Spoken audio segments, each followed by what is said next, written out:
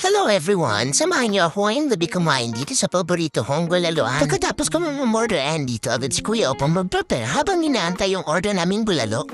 Talaga namang napakasarap yung bulalo dito guys kasi binabalik-balikan namin at habang inaantay yung order namin nagpa-video muna ako. At maya-maya, nandito na din si Kuya upang magdala ng aming in-order na bulalo. Huwag niya alam pansinin yung kanin guys at talaga namang napakasarap ng bulalo dito kaya binabalik-balikan ko.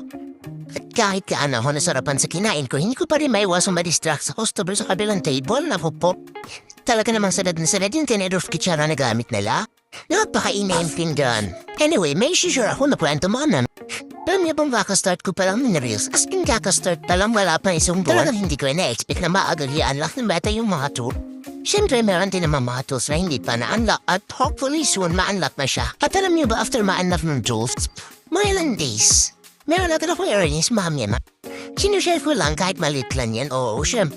Sino pa naman mataakala na yung pag-reels mo joke-joke lang naman, biglang seryosohin mo na kasi minonetize ka naman ng meta, diba? So makakastart pa rin dyan ang katulad ko.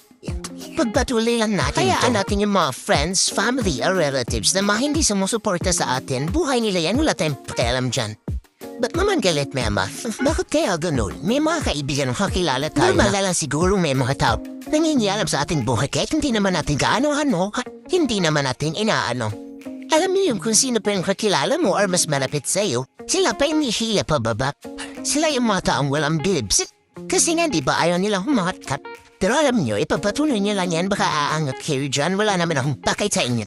Nagpalumayo yung topic natin sa ating ganap mga be. Ganap na ganap yung pagiging gutom ko dito mga be. Kitang-kita niyo naman, napakadami ng bulalong in-order namin. At kahit saan ako ilagay, syempre hindi natin makakalimutan makichismis. Kasi paano ba naman kasi napansin din ang kasama yung customer sa kabilang table. Diyos ko, napakaingay talaga kumain be.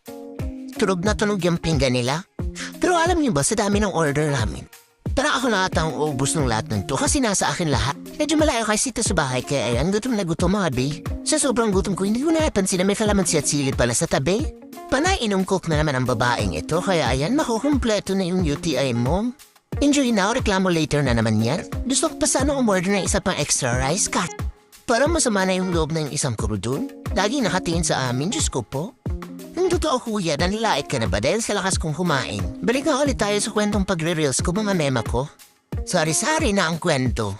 Sobrang napapasalamat ako kahit kaunti pa lang yung followers. Ay masasabi ko talagang dumaan sa FYP nila o sa newsfeed nila yung mga post ko sa Reels or sa Facebook. Kasi madami-dami ding nag-engage sa akin. As in sobrang taas ng percentage sa engagement ko, B.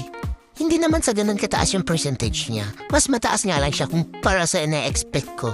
Sobrang